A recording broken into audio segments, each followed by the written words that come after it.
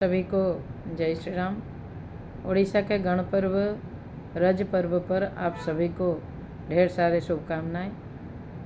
ये रज पर्व उड़ीसा में ही पालन होती है और ये ज्येष्ठ महीने की अंतिम में यानी मिथुन संक्रांति के एक दिन पूर्व और मिथुन संक्रांति और मिथुन संक्रांति के दूसरे दिन ऐसे 3 दिन रज पर्व पालन किया जाता है।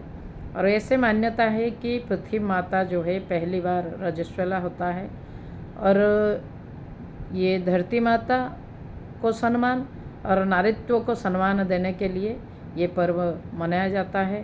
और 3 दिन की इस पर्व की यानी प्रथम रज के पूर्व दिन को सजवाज कहा जाता है। उस दिन सारे चीज़ों को इकट्ठा करके रखा जाता है और ख़ास करके महिलाओं को यानी माँ नारी को सम्मान देने के लिए इस दिन महिलाएं ना कुछ काटते हैं, ना पीसते हैं, ना भोजन बनाते हैं, ना ज़मीन पे खाली पैर में चलते हैं और कुछ काटना बाटना पीसना सब कुछ बंद रहता है, भोजन बनाना भी बंद रहता है।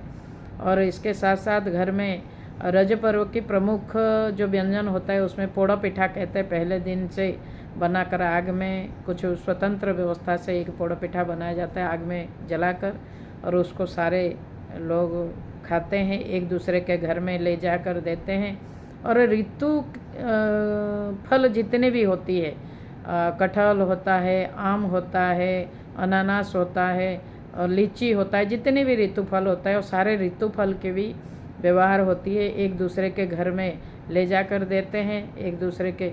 और जो लड़कियां खास करके शादी करते हैं उनके घर में भी इस समय बहार कहते हैं उसको, लेकर ढेर सारे चीज़ें नए कपड़े लेकर जाते हैं। और महिलाएं इस दिन अपने घर में नए कपड़ा पहनना, पान खाना, एक दूसरे के घर में घूमने के लिए जाना, झूला झूलना, इस प्रकार के कार्यक्रम सब ये होता रहता है।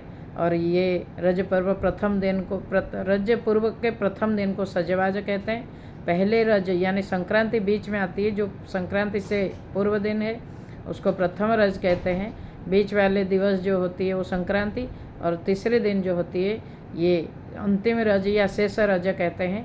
इन 3 दिनों को पर्व पालने के बाद चौथे दिन में भूमि दहन या भूमि पूजन की कार्यक्रम होती है, भूमि पूजन किया जाता है।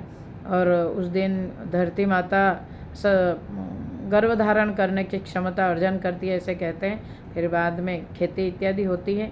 और ये 3 दिन में और भी एक काम होती है कि कोई भी महिला हो या पुरुष हो, कोई भी प्रकृति हो या धरती माता हो, उसको नुकसान करना यानी खुदाई करना, हल चलाना, पेड़ काटना, कोई भी कार्य ऐसे नहीं करते हैं।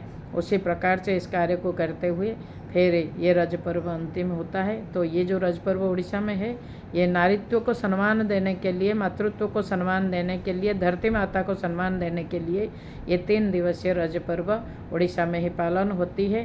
और इस 3 दिन में झूला यानी जैसे सावन महीने में दूसरे प्रांतों में झूला झूलते हैं, लेकिन यहाँ पर इसी रज पर्व में लड़कियाँ झूला झूलते हैं। खाली पैर में नहीं चलना। पहले तो ऐसा था कि बाल भी कंघी नहीं करना, यानी सजवाज जिस दिन होता है रज प्रथम रज के पूर्व दिन सब बाल कंघी करके 3 दिन तक फिर कंघी नहीं करते थे।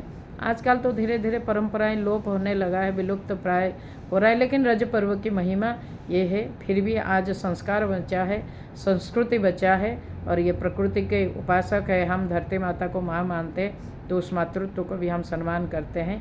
तो ये है रज पर्व की थोड़ी सी जानकारी मैंने आप लोगों को दी। जय श्री राम, जय भारत माता।